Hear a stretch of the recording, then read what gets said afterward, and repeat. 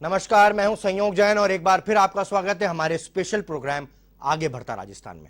आज के इस एपिसोड में हम बात करेंगे ऑक्सीजन की, जिसकी देश के हर अस्पतालों में कमी देखी गई और कोरोना मरीजों की जान बचाने के लिए अस्पतालों में ऑक्सीजन की आपूर्ति करना सबसे बड़ी चुनौती भी देखी गई। जब जब मरीजों की संख्या बढ़ी तो मरीजों को बेड के साथ ऑक्सीजन की दिक्कतें भी सामने आईं। ऐसे में जिंदगी की उखड़ती सांसों को थामने के लिए राजस्थान सरकार ने प्रयास शुरू किए और इन्हीं प्रयासों के बाद ही अब राजस्थान ऑक्सीजन की कमी दूर करने में आत्मनिर्भर बनने के लिए अग्रसर है। तो आइए शुरू करते हैं आगे बढ़ता राजस्थान का एक और नया सफर, जिसमें आपको दिखाएंगे ऑक्सीजन की कमी और उसके लिए किए गए गहलोत सरकार के प्रयासों के बारे में। कोरोना काल में विकास की कई योजनाएं भी अनलॉक हो रही हैं, जिससे इस संकट काल में उभरने के लिए और आगे बढ़ने की हमारी सोच भी साकार होगी। ऐसी ही विकास की खबरों में आज हम आपको प्रदेश की कई योजनाओं के बारे में बताएंगे, जिनके जरिए मुख्यमंत्री अशोक गहलोत ने प्रदेश को कई सौगातें दी। इस कड़ी में राजधानी जयपुर सहित कई जिलों में नए ऑक्सीजन प्लांट लगाने के लिए लोकार्पण और शिलान्यास किए गए। इस दौरान सीएम गहलोत ने गृह नगर जोधपुर में 3 बड़ी योजनाओं को अनलॉक किया है, तो वहीं राज्य के मंत्रियों ने अपने प्रभार वाले जिलों में दौरा करके वहां की जरूरत के विकास कार्य शुरू कराने पर भी जोर दिया है। तो आइए देखते हैं विकास समाचार। मुख्यमंत्री अशोक गहलोत ने 5 जिलों को ऑक्सीजन प्लांट और चिकित्सा सुविधाओं की सौगात दी है।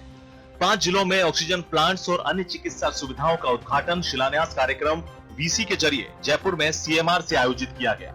सीएम गहलोत ने बाड़मेर, जैसलमेर, जयपुर, उदयपुर और भीलवाड़ा जिले को यह सौगात दी है। इन जिलों में करीब 35,53,000 की लागत से ऑक्सीजन प्लांट तैयार होंगे। इसमें कोरोना संक्रमितों के इलाज के लिए बाड़मेर में बने अस्थायी कोविड फील्ड अस्पताल का मुख्यमंत्री अशोक गहलोत ने लोकार्पण किया। जिले में तेल खनन का कार्य करने वाली केएन वेदांता कंपनी की ओर से यह अस्पताल बनाया गया। इसके साथ ही नगर परिषद, नगर विकास न्यास और एचपीसीएल की ओर से प्रस्तावित ऑक्सीजन प्लांट का भी सीएम गहलोत ने शिलान्यास किया। साथ ही राजकीय अस्पताल में बनाए जा रहे आपात यूनिट और पोस्ट ऑपरेटिव वार्ड का भी शिलान्यास किया गया है।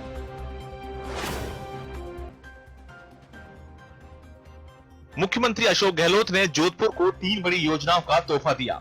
सीएम गहलोत ने सीएमआर से 146 करोड़ के 27 विकास कार्यों का वर्चुअल शिलान्यास और लोकार्पण किया।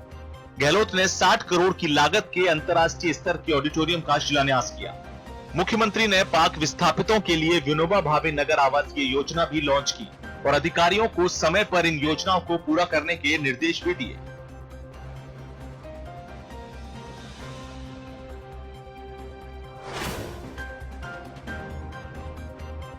भरतपुर के सीकरी में कस्बे की जनता को काफी समय से खारा और कड़वा पानी पीने को मिल रहा था, लेकिन अब विधायक वाजिब अली के प्रयासों से उनको इस समस्या से निजात मिल गई है।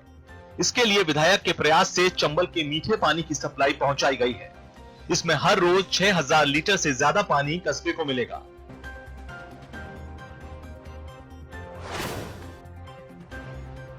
बारां जिले के अंता में रहने वाली सहिया जाति के लोगों के विकास के लिए सरकार लगातार प्रयास कर रही है। प्रभारी मंत्री टीकाराम जूली ने बताया कि कोरोना महामारी में इस जाति के लिए सरकार एक पैकेज तैयार कर रही है। इसमें जो बच्चे अनाथ हो गए हैं उनकी मदद के लिए पॉलिसी बनाई जा रही है और 33 लाख गरीब परिवारों को सरकार 1,000 रुपए की किस्त उनके खाते में डाल रही है।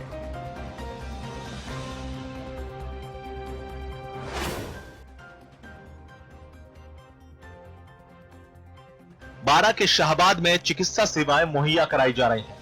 खान और गोपालन मंत्री प्रमोद जैन भाया और क्षेत्रीय विधायक निर्मला सहरिया ने बताया कि सामुदायिक स्वास्थ्य केंद्र पर डॉक्टरों की व्यवस्था के साथ ही सोनोग्राफी मशीन उपलब्ध कराई जाएगी। इसके साथ ही शाहबाद पुरानी घाटी से शाहबाद पंचायत समिति से होते हुए नया बस स्टैंड और नेशनल हाईवे 27 तक 11 करोड़ की लागत से सड़क निर्माण का कार्य करवाया जाएगा।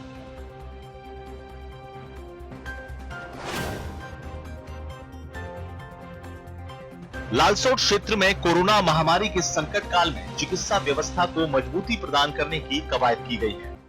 उद्योग मंत्री और लालसोट विधायक प्रसादी लाल मीणा ने विधायक कोटे से क्षेत्र में संचालित सीएचसी और पीएचसी पर सीबीसी और 3 डिजिटल एक्सरे मशीन की स्वीकृति दी है। तो नगरियावास ग्राम पंचायत के खेवास गांव में सामुदायिक भवन के लिए विधायक कोटे से 7 लाख रुपए की राशि स्वीकृत की है। विधायक ने बताया कि सीएम गहलोत के निर्देश पर ग्रामीण क्षेत्रों में चिकित्सा व्यवस्था को दुरुस्त किया जा रहा है।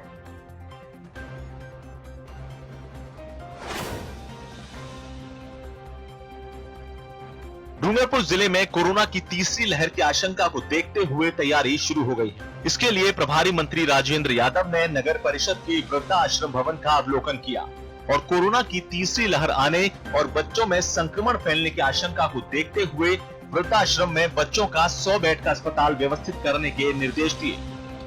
मंत्री यादव ने कहा कि कोरोना की दूसरी लहर में मेडिकल ऑक्सीजन की समस्या का सामना करना पड़ा और इससे सबक लेते हुए डूंगरपुर में 2 नए ऑक्सीजन प्लांट भी लगाए जा रहे हैं। वहीं अन्य चिकित्सा सुविधाओं का भी विस्तार किया जा रहा है।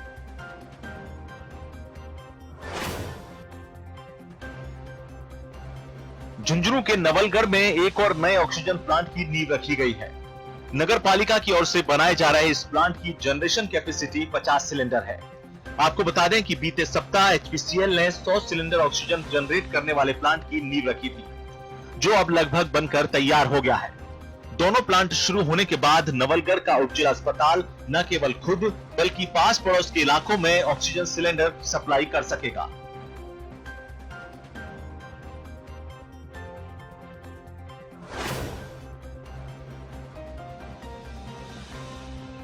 खान और गोपालन मंत्री प्रमोद जैन भाया 12 जिले की किशनगंज शाहबाद विधानसभा क्षेत्र का उन्होंने दौरा किया। इस दौरान मंत्री भाया ने कहा कि किशनगंज सीएचसी का विकास होगा। इस क्रम में यहां पर 1 करोड़ रुपए के काम करवाए जाएंगे। इससे यह मॉडल सीएचसी का रूप ले लेगी।